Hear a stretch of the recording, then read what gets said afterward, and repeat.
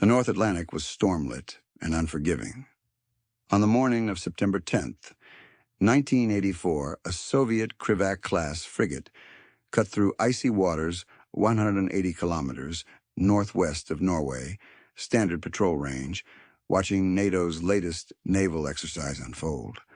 Operation Northern Wedding, an American-led drill involving over 50 ships and 200 aircraft, was the largest peacetime maritime show of force the Soviets had seen in years. The frigate's crew had seen these games before. So had command in Severomorsk, but they also knew the doctrine NATO used, drills as cover, for close passes, for spy planes, for first moves. And then, without warning, the Soviet frigate went silent. No radio traffic, no position update, no radar ping on fleet tracking boards, nothing. At 08:42 local time, its last scheduled check-in came and went missed. Not delayed, not garbled, simply absent. 5 minutes passed, then 10. By 08:55, Northern Fleet Command issued a routine ping on emergency channels. No response. 09:02 satellite relay attempted. No lock. 09:10, a recon trawler reported receiving a weak carrier wave resembling the frigate's ID signature on a fallback band no longer used since 1979. Then, silence again. Inside the Northern Fleet Command bunker, red-lit panels began flipping to yellow. Systems still listed the frigate as active unknown position. But that was a lie. The system didn't know anything. What it did know was this: 23 NATO vessels were operating within 150 kilometers of the frigate's last known position. 4 of those were Aegis-equipped destroyers. 2 were U.S. submarines, last recorded diving west of Jan Mayen. In one quiet corridor of the command complex, a watch officer broke protocol and picked up a secured handset without clearance. "We've lost the Gremyashchiy," he said. Pause. Signal vanished mid-transit. NATO is right on top of us. His superior didn't speak for 7 seconds. Then find it. Now, what followed wasn't a hunt. What followed? It was the start of an internal collapse, one hidden from the public, never acknowledged by the press, and buried deep in classified logs. Because in the Soviet military, war didn't start with missiles. It started with a broken signal and the panic it unleashed. Inside the Northern Fleet Command Complex, the air was thick with silence, but not the calm kind. This was the loaded silence of 100 unspoken fears. Staring at a blank screen where a warship used to be, one of the USSR's frontline frigates, Gremyashchiy, was gone from the grid, unresponsive, unlocated, and surrounded by NATO vessels engaged in what they claimed was only an exercise. At 09:18, the first theory was logged defection.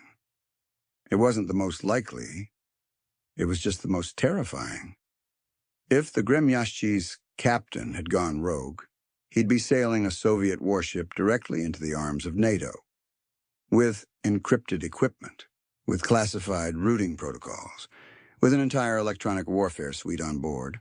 The Kremlin couldn't allow that. The KGB's naval liaison demanded the captain's file be reviewed immediately. No red flags, no foreign connections, no known ideological deviation. So why was the ship dark? At 09:30, another possibility emerged: electronic sabotage. Fleet engineers floated the idea that NATO forces had initiated a jamming maneuver, a signal blackout bubble designed to simulate the fog of war. It had precedent. During a similar exercise in 1981, Soviet long-range bombers had lost radar lock on U.S. ships for 12 minutes. The Americans were experimenting with real-time signal disruption. What if they'd escalated? At 09:46, satellite operators were ordered to retask a high-resolution reconnaissance platform over the last known coordinates. ETA 41 minutes. Too long. Meanwhile, command staff debated the next move. One officer proposed activating the Gremyashchiy's nearest sister ship and ordering it to visual confirmation.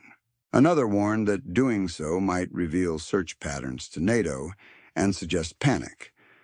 But behind closed doors, the true concern had already begun to spread. What if this wasn't an accident at all? What if NATO had made their first move, and this was it? Soviet doctrine drilled a single core truth into its officers. Western drills were never just drills. They were rehearsals, and rehearsals could become war in the blink of an eye. By 10 Usurus, the Gremyashchiy had been silent for over an hour. Fuel projections suggested it should have already changed course twice. Fleet readiness was elevated to Stage 2 DEFCON equivalent. Submarine crews were notified. Ballistic missile submarines in the Barents Sea were told to prepare for depth change. No shots had been fired, no enemies declared, but the USSR was moving, all because one ship didn't answer. The Soviet Navy didn't just patrol the oceans, it patrolled assumptions. One of them, etched into the fiber of every command protocol, was this: no Soviet warship ever goes silent. Not during peacetime, not during wartime, not without orders. A ship out of contact meant one of three things: it was dead, it was captured, or it had turned traitor. The Gremyashchiy had done none of those, but the doctrine didn't care. Soviet naval operations were built on total linkage, an invisible web of positional updates, signal pings, and time-stamped logs that proved the system was in control. When one node vanished, the whole chain shuddered. And that's exactly what was happening. From the command bunker in Severomorsk, senior officers stared at a blank point on the sea map, a blinking dot labeled "No data." The Gremyashchiy wasn't just off radar, it had slipped outside the framework that allowed Soviet commanders to feel certain. And in a military designed to fear uncertainty above all else, that was a systemic threat, doctrinally. The next step was escalation, not to war, not yet, but to strategic naval, shadowing a maneuver where submarines and surface vessels were ordered to begin stalking NATO assets in formation, ready to strike if a preemptive move was confirmed. Fleet Admiral Alexei Vdovin hesitated. He'd seen this once before, back in 1973, when a weather anomaly wiped out long-range air communications over the Arctic Fleet. Back then, command had panicked, ordering ships into engagement proximity without understanding the glitch. That incident nearly triggered a missile launch on a Norwegian weather station. But now, the pressure was worse. Intelligence briefs from the night before had flagged increased NATO submarine activity. The Norwegian coast was saturated with sonar buoys. American aircraft had flown mock strike runs within 250 kilometers of Murmansk the day prior. So when the Gremyashchiy vanished, the context didn't allow for a mechanical failure. The doctrine had no space for coincidence. Everything had to mean something. And when everything means something, you stop thinking clearly. By 10:23, a revised plan was proposed. If no contact was made within the next 20 minutes, Northern Fleet would initiate a closed-loop intercept pattern, 3 destroyers, 4 submarines, and 1 satellite-linked surveillance trawler to triangulate position and verify non-hostile status. On paper, it was still a search. In reality, it was a readiness maneuver. Soviet doctrine had begun to break not from enemy fire, but from its inability to accept one terrifying idea that a warship could simply disappear. The Gremyashchiy's last transmission had been uneventful. At 0841, the frigate had reported low-level radar clutter, likely from sea spray or NATO air traffic beyond the horizon. Routine, no deviation from orders, no sign of distress. Then came the silence. No follow-up, no handshake confirmation on scheduled circuits, no satellite ping, nothing. But at 10:38, 97 minutes into the blackout, a spark.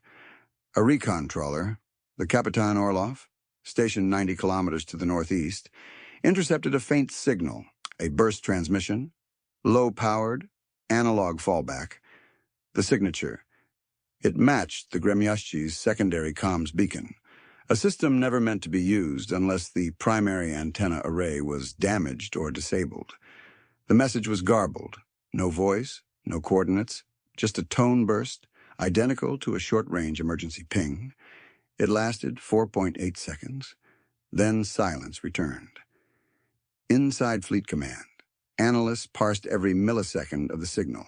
It came from 42.6 degrees north by 13.1 degrees east, at least 40 kilometers southeast of the Gremyashchiy's last logged position. But what shook everyone wasn't the distance. It was the direction. That position placed the ship directly in the middle of a wedge formed by 3 NATO vessels, the USS Ticonderoga, the HMS Coventry, and the French destroyer Tourville, exactly where Soviet planners had predicted a first-strike diversion would occur. Admiral Vdovin slammed his fist onto the plotting table. If they're running blind into NATO airspace, they'll be cut off before they reach Line 2. But no one could confirm whether the ship was moving or even afloat. Worse, the fallback transmitter wasn't supposed to have range beyond 20 kilometers. The signal the Kapitan Orlov received, it had traveled over 90 kilometers across degraded atmospheric conditions. That shouldn't be possible, unless the signal had been relayed. Which introduced a darker possibility. If NATO had seized the ship or boarded it, they could have used the fallback burst to simulate a distress signal, a ploy, a lure. Theories multiplied. Was it a bait tactic to test Soviet response? Was NATO probing the Northern Fleet's escalation threshold? But even as speculation boiled, one detail remained beyond belief. The Gremyashchiy's emergency signal came from inside the non-interference corridor, an internationally recognized zone. No warship had ever crossed unannounced. If the ship had done so without orders, it was a breach. If NATO had pulled it in, it was a declaration. And if the signal was fake, they were already at war and didn't know it yet. By 11:02, every assumption on the Soviet side was unraveling. But the Kremlin wasn't ready to act. Inside the fortified halls of the Ministry of Defense, the Politburo liaison refused to authorize further naval escalation. There was no confirmed act of aggression, no proof of interference, no visual confirmation of the Gremyashchiy's location. Admiral Vdovin was blunt. We've lost contact with a missile-armed vessel during a NATO offensive simulation. We are beyond protocol now. The response from Moscow was colder than the sea, until hard proof exists. We proceed under peace doctrine. The truth was uglier. The Politburo feared the optics of panic. After the Kal 007 incident the previous year, when a Soviet fighter shot down a South Korean airliner, Moscow had been bruised by international condemnation. Another incident, especially involving a NATO fleet, could trigger not just war, but global isolation. So instead of action, they ordered containment. All outbound messages from the Northern Fleet were rerouted through Moscow. All fleet unit commanders were told to observe but not engage. Submarines trailing NATO forces were instructed to lower sonar sensitivity to avoid unnecessary tension. But behind the mask of restraint, paranoia festered. In a sealed room below the General Staff Building, analysts reviewed satellite positioning, NATO fleet logs, and air sortie patterns from the previous 48 hours. The data formed a grim picture. Multiple NATO aircraft had flown within interception range of Soviet ships. American destroyers had shifted formation 3 times, each time closer to Gremyashchiy's last known vector. To those reading the signs, the implication was clear. This was a probe. And if the Gremyashchiy had been snared, taken, jammed, or worse than the next phase was already in motion. Still, Moscow refused to believe the signal from the Kapitan Orlov. Too weak, too convenient, too close to NATO. They demanded confirmation, but confirmation would require sending another ship into the interference zone, a move that risks drawing fire or worse, confirming the very provocation they were trying to disprove. So instead, they waited. For a second ping. For a sighting. For anything. In that wait, a new kind of Cold War was unfolding.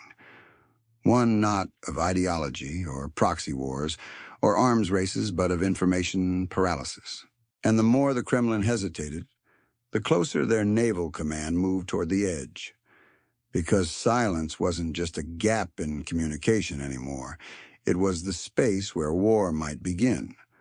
By 1136, with Moscow paralyzed and the Gremyashchiy still lost, Soviet naval analysts began constructing a lifeline, a theory that could explain the blackout without igniting war.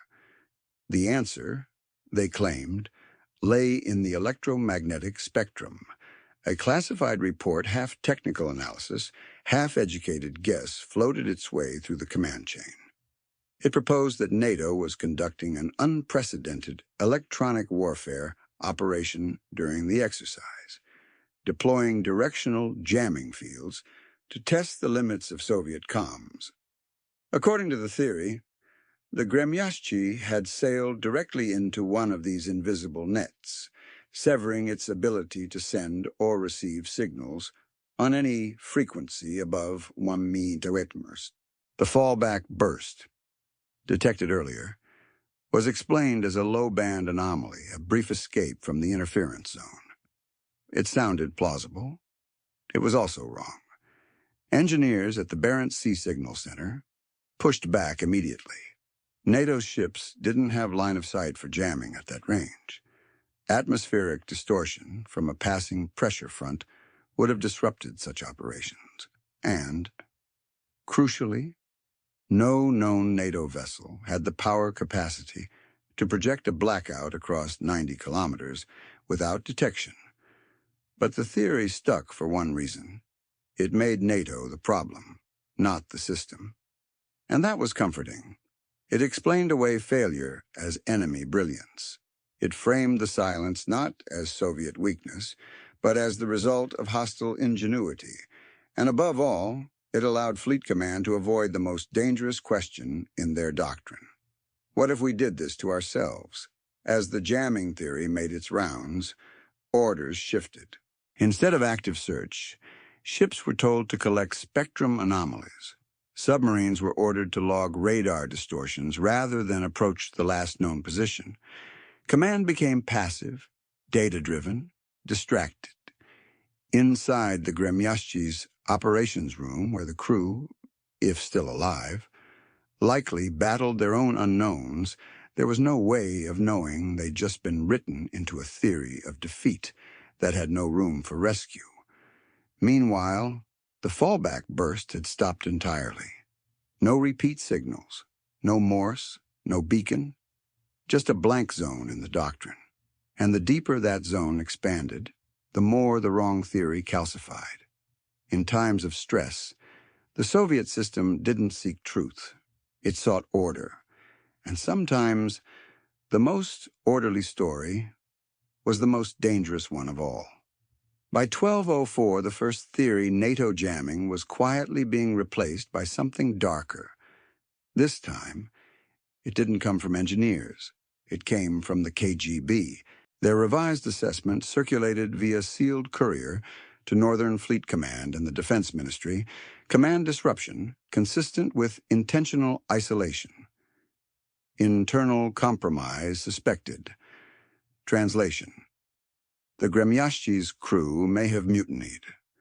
At the center of this theory stood Captain Viktor Anisimov, decorated, methodical, a believer in discipline over improvisation. And now, the subject of an emergency psychological audit. KGB operatives scoured his personal file for inconsistencies. A cousin who had studied in Prague, a junior officer once demoted under his watch who later defected in Leningrad. A vague citation in his 1979 evaluation for over-enthusiasm in tactical simulation to the intelligence apparatus. This was enough. A narrative began to form. What if Anisimov had snapped? What if the exercise had unbalanced his judgment? Or worse, what if he had long harbored quiet doubts about party leadership and saw the NATO exercise as an opportunity to disappear? They called it Scenario 6B Command Dereliction with Hostile Intent. The logic was circular. The more absent the ship became, the more likely it was that absence was intentional. The lack of signals, the fallback burst, the silence, it all became evidence. Not of failure, but of betrayal. And like the jamming theory before it, this one was seductive because it redirected blame inward but safely upward, to a captain, a crew, a single point of failure. Not the system, never the doctrine. So orders shifted again. No more attempts at re-establishing contact. No more triangulation efforts. Instead, the Gremyashchiy was now considered a rogue element. Shadow vessels were to track, not approach. Any signal from the ship was to be recorded, not answered. It was a strategic freeze. They weren't looking for a warship anymore. They were hunting a traitor. By 12:32, the fleet's alert level was quietly raised again. This time, without public broadcast. Submarines were ordered to unseal launch tubes but remain on silent running. Missile cruisers reoriented toward the Norwegian Sea. Still no confirmation. Still no fire. Just a story. One that now dictated every Soviet naval decision. And still, the Gremyashchiy said nothing. At 13:00 sharp, over 4 hours since the Gremyashchiy vanished, an overlooked file was finally decrypted and forwarded to Northern Fleet Command. It came not from a spy agency or a satellite feed, but from the Fleet Logistics Directorate. The subject line was brutally mundane: signal array maintenance deferment. Status update, unserviced. The report, dated 2 weeks prior, listed 5 vessels with outdated or degraded primary communication arrays. At the top of that list, the Gremyashchiy, it had been flagged for antenna corrosion, signal dropout above 10 MHz, and thermal cracking in its internal transceiver unit. The replacement parts, still pending delivery from Murmansk, delayed due to weather and a backlog of submarine retrofits. The file had been signed, stamped, and promptly buried. It never made it to operational command. Next came another forgotten thread, a brief from Fleet Systems Command noting that the ship's fallback satellite transponder had failed pre-exercise diagnostics. The part was rare. It had been scavenged from another ship. No one double-checked its calibration in open sea conditions. Together, the revelations painted a damning picture. The Gremyashchiy wasn't a rogue vessel. It wasn't hijacked, sabotaged, or defecting. It was blind, deaf, and screaming into a dead channel because the Soviet system had let it rot. But by the time that truth reached those who mattered, it was too late. Theories had hardened. Protocols had already shifted. The fleet was already on edge. Worse, even after the technical faults were confirmed, the system refused to fully believe them. There was no provision in doctrine for benign failure at sea. Equipment doesn't just break. Orders aren't just missed. Signals don't just die. Not in the Red Navy.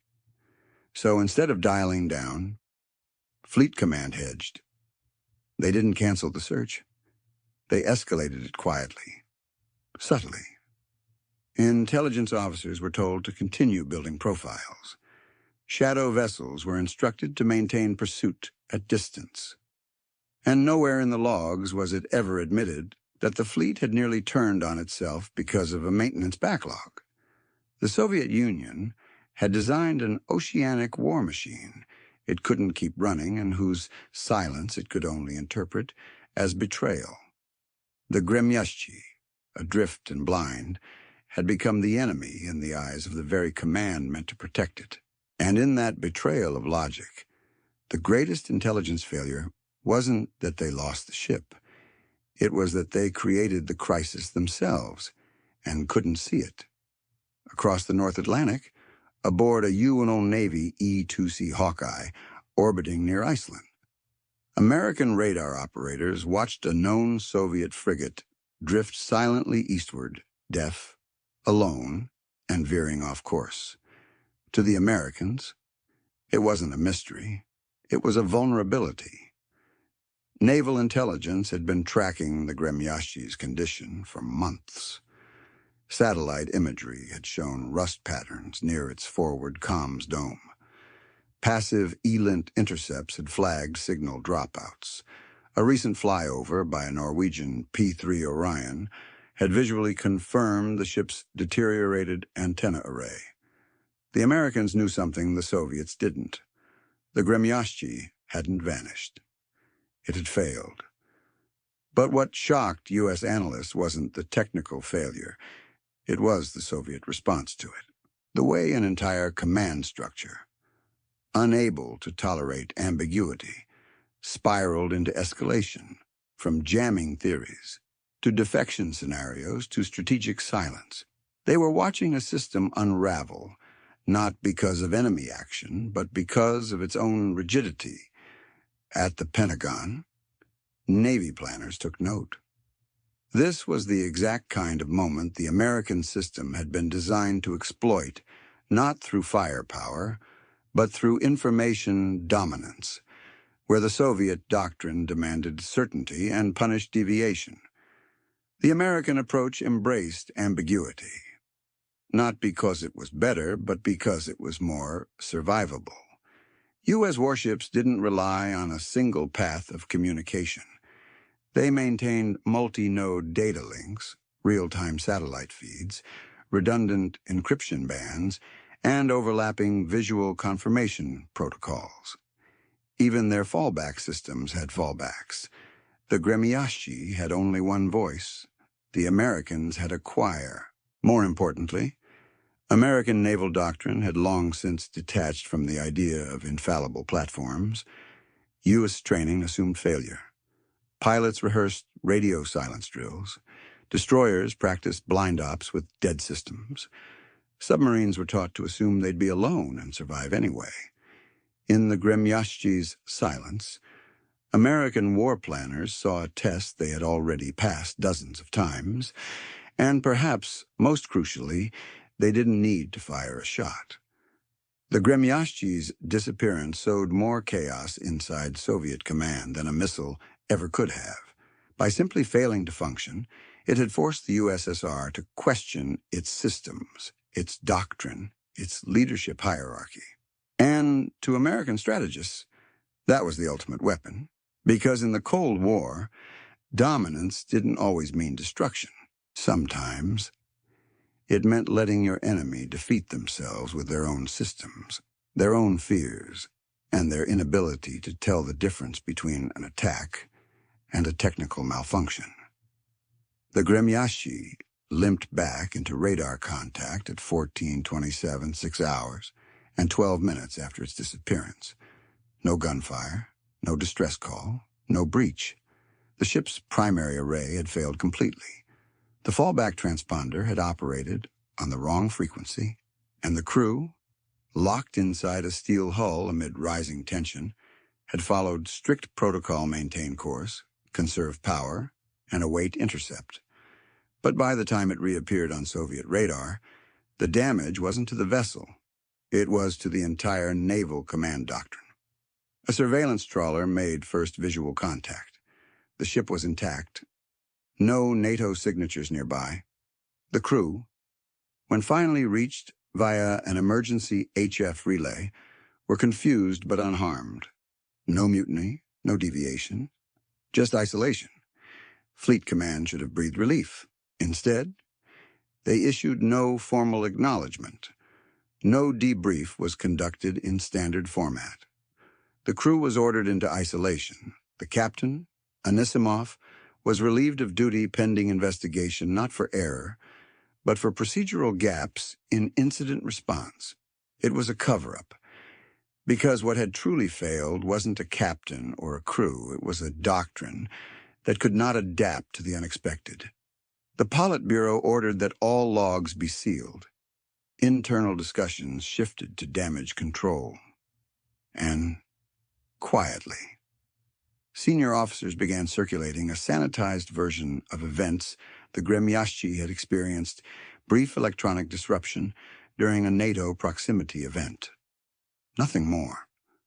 But lower-level commanders knew the truth. Their fleet had nearly triggered a war over a broken antenna.